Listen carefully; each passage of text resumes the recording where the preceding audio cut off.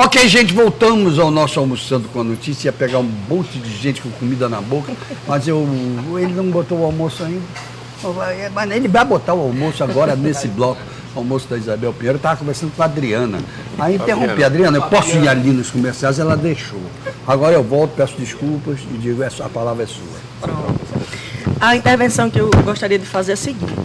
Todas as tecnologias, como bem falou Jean, estão postas, né? A gente tem as empresas e os grupos de estudos do nosso estado que tem muita capacidade de desenvolver e de inovar. Ótimo. Mas quando a gente está falando do serviço público, vem a pergunta.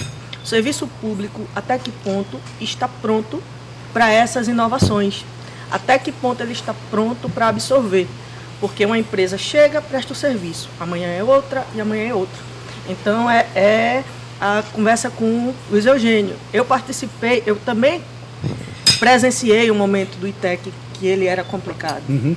E não é porque ele está aqui não, mas foi na gestão dele que deu um grande boom. Que começou. Essa é a grande verdade. Quem é da área de tecnologia sabe. Então, assim, e eu participei também, passei um período nos 4 anos de governo do Estado, onde esse era o momento de fortalecimento.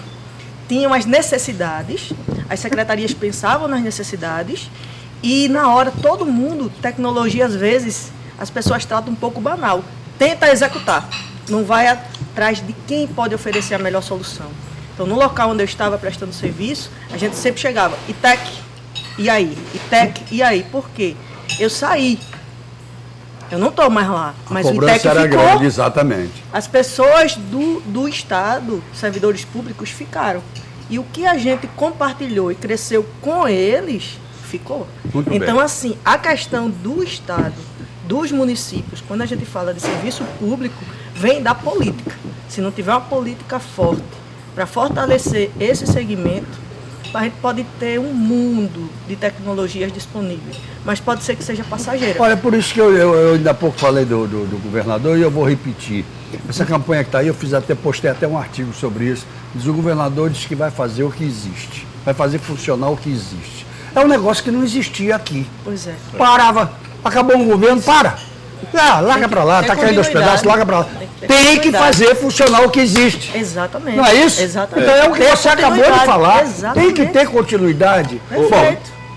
Lembrando assim, Fabiano, concordando, o ITEC ele tem que permitir a continuidade da gestão. E quando se fala em informatização, ela tem que ser contínua, não trocar de fornecedor e de solução a cada vez que troca um governo. Muito bem. Isso aí você tocou num ponto fantástico, porque você prova que hoje a tecnologia é base, é básica para o serviço público e não pode ficar sendo mudada. Exatamente. Como é que entra um gestor novo e muda tudo porque mudou o gestor?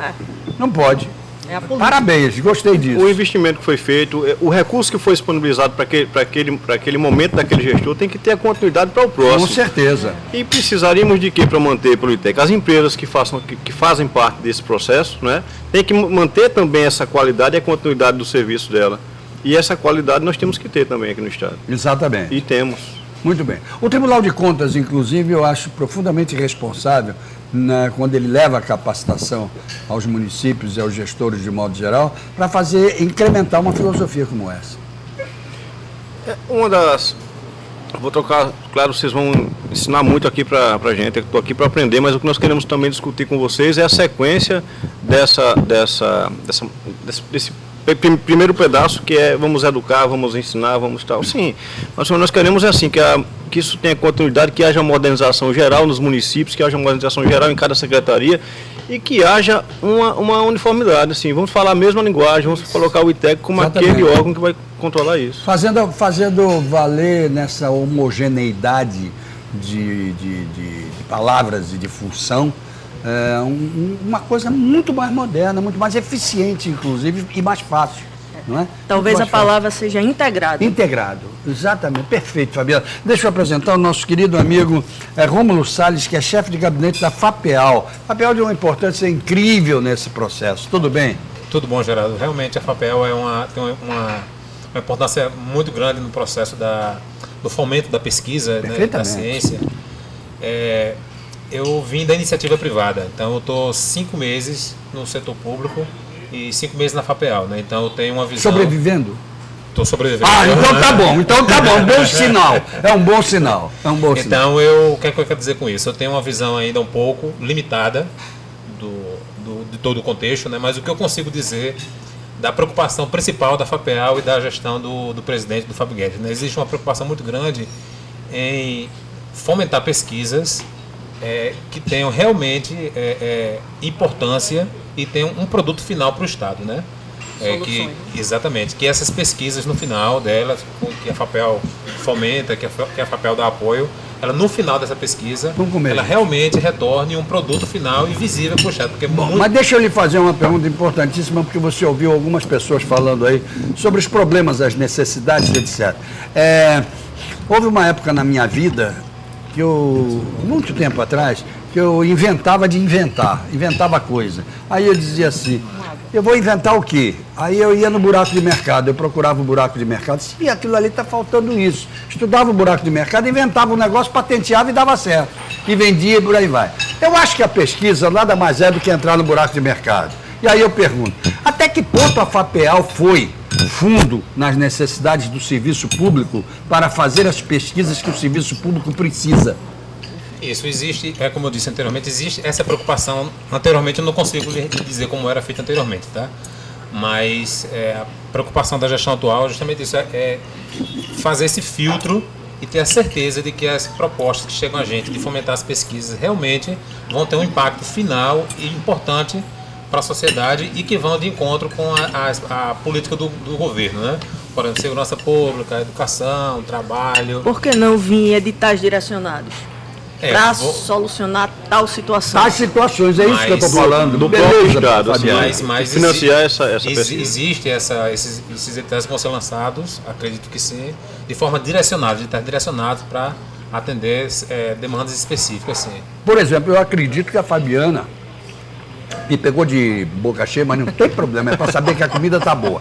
Eu acredito que a Fabiana, nessa reformulação imensa do IPREV, que vem com costumes antigos, ela seja uma consumidora de editais que visem a modernização do IPREV. Caça edital, não é isso? Com certeza. Inclusive, a Secretaria da Fazenda está montando uma equipe de pesquisadores, estudantes, inclusive, de economia, de contabilidade, de direito, justamente para montar essa equipe de trabalho e trazer pesquisas que retornem um produto final para a Secretaria da Fazenda e, obviamente, para o Estado. Né? Existe já essa vontade em andamento, sim. Bom, isso é muito mal. Agora você veja que coisa, eu deixei de propósito para o final o meu amigo Luciano Santana. Por quê?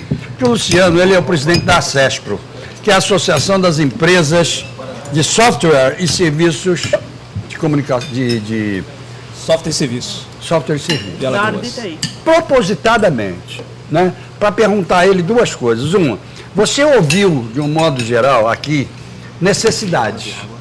Você conhece um outro lado, você conhece as empresas que estão se desenvolvendo e todas elas, a maior parte delas com gente jovem, que está querendo ajudar, que está querendo entrar no mercado, que está desenvolvendo apps e por aí vai.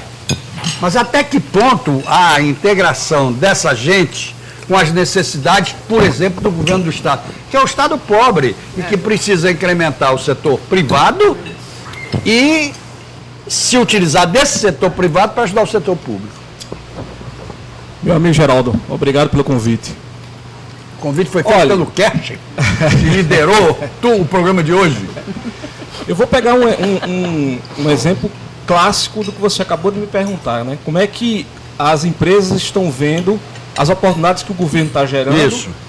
E como que o governo está enxergando essas empresas. Exatamente. Para que essa união possa, de alguma forma, trazer frutos para o Estado. Que vai fortalecer também aqui uma pergunta que você fez para nosso amigo aqui, Eugênio, sobre como é que o ITEC está dando oportunidade ou enxergando as empresas locais. Recentemente nós tivemos um encontro, esse é só um deles, mas tivemos um encontro com o secretário de Ciência e Tecnologia, Pablo Viana, né? Junto com algumas empresas associadas, nós fizemos uma visita à empresa chamada Rastro. Certo. Né? É uma empresa que ela trabalha em cima de uma tecnologia voltada para a segurança pública. Ok. Certo?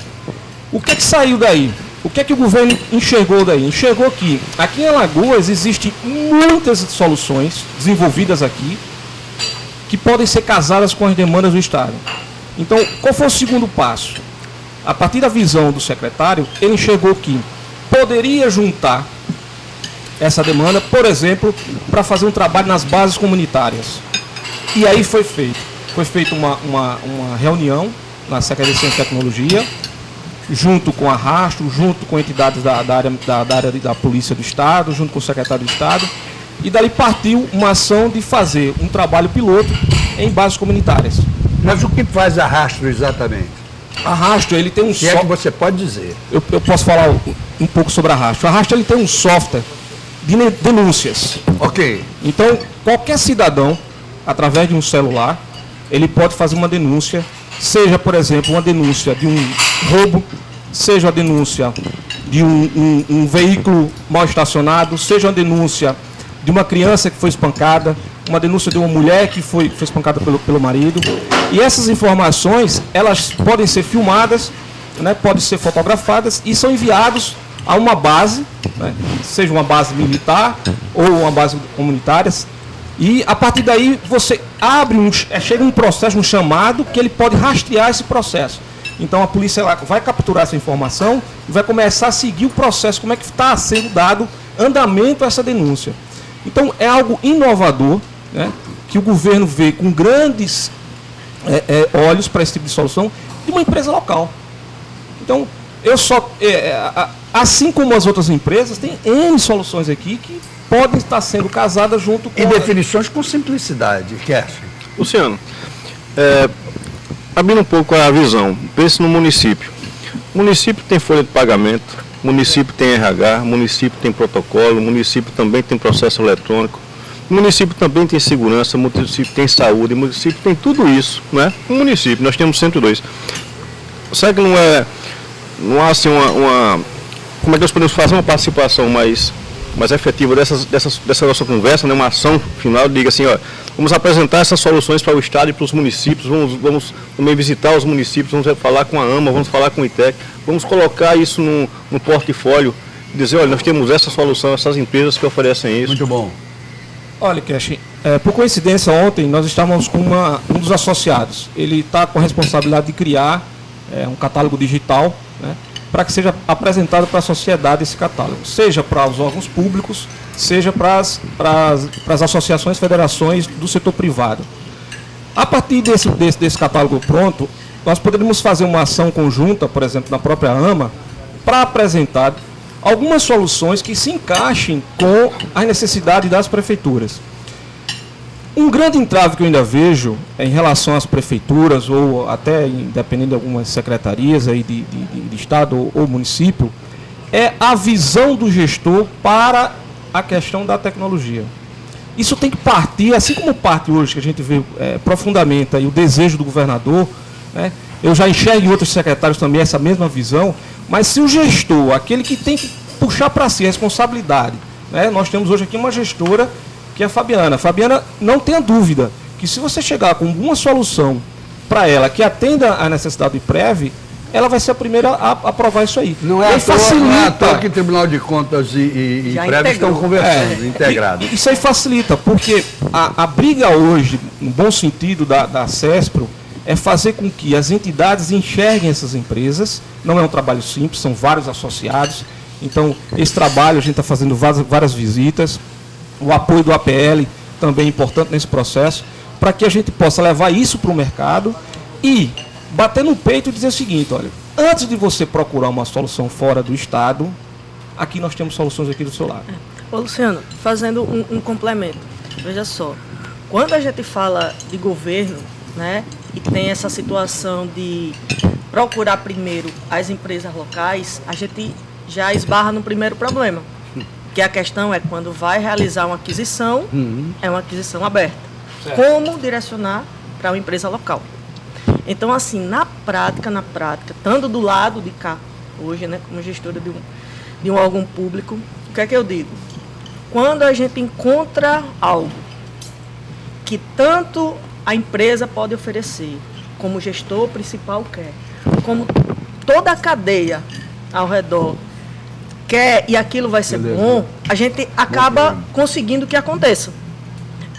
Quando a gente fala de aquisição, realmente essa relação fica difícil. Talvez com um polo de tecnologia mais ativo, a gente com coisas incubadas lá dentro, partindo de um edital de uma fundação como a FAPEAL, e a coisa surgindo dessa forma, seja mais fácil de aproveitar o recurso local e não estar pondo dinheiro para a empresa fora, por conta da 866. Ok, você chegou onde eu queria. E aí eu faço a grande Como pergunta. inovar nesse sentido, apesar de existir os encaminhamentos, né, para apoio, direcionamento para as empresas, pequenas empresas, né? Mas não é fácil o operacional. Não, mas o SEBRAE e o Tribunal de Contas, Celso, o SEBRAE e o Tribunal de Contas, eles têm uma parceria e um convênio que nós pensamos em ter o quê? Fomentar e favorecer o mercado local. Exatamente. Estamos apoiados em leis. A primeira opção é o local. Compre localmente. A não ser que aquele mercado local não atinja a necessidade do órgão. E nós temos que entender o que é que nós podemos fazer para que o mercado local esteja preparado para esses serviços. Elucidação. Outra coisa, uma coisa importante, só um detalhe, pessoal, a lei da transparência. É obrigatório, não há transparência sem informatização no que a lei pede. É um mercado para as empresas. É uma necessidade dos gestores. Eles têm a boa vontade de resolver esse problema. E às vezes, qual é a empresa, qual é a solução que me foi apresentada para que eu possa satisfazer Posso ir um uma pouquinho legislação mais além? Mais do que diz respeito à tecnologia, hoje é necessário, na questão do serviço público de uma forma geral, na aquisição do serviço público de uma forma geral, o serviço público e o processo do serviço público conhecer as nuances de contratação. Isso é uma coisa importante. Então, existem leis que possibilitam que nós, dentro de um Estado, possamos privilegiar aos nossos compatriotas, né, estaduais. Perfeito. Então existem leis que privilegiam isso, mas como usá-las? Aí vem aquela grande pergunta. Primeiro que o gestor hoje, ele morre de medo, e com razão, da lei de responsabilidade fiscal. Ele sabe que a burocracia tem que ser seguida, e aí eu faço a grande pergunta, viu, Fabiana? O que é pior, a burocracia ou o burocrata? Porque você tem o burocrata que engaveta por medo ou por preguiça ou por ignorância, então precisa de capacitação e por aí vai. E esse é o grande trabalho que o tribunal está fazendo agora, para deixar que todo mundo entenda o que é o funcionamento do tribunal, como deve entender agora o que é o IPREV, por aí vai, e você está coberto de razão. Mas eu acho o seguinte, viu, Geraldo? Luiz Eugênio. Eu acho o seguinte, na realidade, o gestor público, ele não vai direcionar, não vai favorecer a empresa local. Isso. Mas ele tem que trabalhar junto com a comunidade, com a sociedade local, com as empresas, que essas empresas tenham condições de competir, tenham condições de participar em igualdade de condições. Então, veja bem, aí entra a certo. Mas aí é que eu coloco das compras locais. Lógico, pronto. O governo do Estado, e aí isso não se aplica à área de tecnologia, mas de uma forma geral, a gente precisa, logicamente, ter políticas de compras locais, de valorização das empresas locais e política de compras locais. A questão de você levar a tecnologia para dentro do setor público, é notório que ele é extremamente importante. Agora, entra o que a Fabiana e o Luciano já falaram, que precisa o gestor público querer, precisam de políticas que você desenvolva, né, essas ações e que você possa garantir ao máximo de que as empresas locais façam isso. Se a gente tem um Vale do Silício hoje nos Estados Unidos, ele foi inicialmente 100% financiado em cima de projeto de pesquisa do governo americano. Exatamente. Então, aqui em qualquer lugar no mundo, o governo é o maior comprador de bens e serviços. Então, lógico que é necessário haver uma política, como tem outros instrumentos. Recentemente, a gente teve até uma conversa com o Pablo, onde a gente sugeriu um projeto semelhante como foi feito no Rio de Janeiro. Eugênio, continua na discussão. Viu? No Rio de Janeiro foi construído um projeto recente, muito interessante. Um projeto voltado à questão de cidades inteligentes, onde a Secretaria de Ciência e Tecnologia, junto com a Fundação de Amparo e Pesquisa do Rio de Janeiro, eles lançaram um edital e disseram, olha, o Estado do Rio de Janeiro, dentro da visão de serviços públicos, nós temos esses interesses e alavancou áreas de interesses prioritários. Perfeito. E disse, olha, vamos abrir vamos abrir um projeto aqui, uma licitação, de que as empresas locais vão poder apresentar propostas em cada uma dessas linhas. E os melhores projetos foram, através desse fundo, estão sendo financiados e desenvolvidos agora no Rio de Janeiro. Muito bom, é um caminho. O importante é a conversa, é que nós possamos discutir, buscar as melhores práticas, as oportunidades, mas o que a gente precisa é construir o Alagoas do amanhã, porque além de você privilegiando o empresário local, você está desenvolvendo, mas o empresário local ele tem a visão também do cidadão. Então eu acredito que nós podemos contribuir de forma direta e objetiva e bastamos estarmos conversando e criarmos todas as condições necessárias, governo, iniciativa privada, instituições de fomento, academia, né, para que a gente possa efetivamente fazer com que isso aconteça. Por exemplo, eu queria dar um exemplo antes do Celso dar continuidade a isso. Eu queria dar um exemplo com o IPREV, como poderia dar exemplo com o Tribunal de Contas, com qualquer órgão público. Eu acho que os órgãos públicos deviam divulgar suas necessidades. Eu não estou falando de edital ainda, mas eu estou dizendo o seguinte: o IPREV tem tais necessidades, o Tribunal tem tais necessidades que vai precisar completar dentro da lei, vai publicar edital, etc. Empresas do Estado que possam vir a se habilitar, preparem-se, porque nós precisamos disso. Eu acho que precisa começar a ver esse tipo de coisa, de informação. E não só aquela informação oficial que você só vê no jornal quando publica o edital. Não é por aí. Fala, Celso. E a colocação de todos foi perfeita. Perfeito. Eu acho Também que todos, principalmente, se basearam numa coisa que é primordial, chama-se legalidade. Isso. A legalidade é o princípio maior. Claro. Só que o que a gente precisa trabalhar, do meu ponto de vista, que já vi em vários órgãos governamentais, e é um trabalho que todos procuram, e a gente tem que procurar sempre, da natureza da sociedade local, eu tenho que me privilegiar, eu tenho que privilegiar a sociedade onde eu vivo, estudar como a lei me favorece. Me favorece para fazer isso. Exatamente. Então, não é burlar ou mudar a lei. Isso está fora de cogitação. Mas sim, usar a lei do jeito que ela me favorece para favorecer o meu Estado, favorecer eu vou um pouco mais além para mostrar transparência. É mostrar ao empresário, ao empreendedor do Estado, o que é a lei.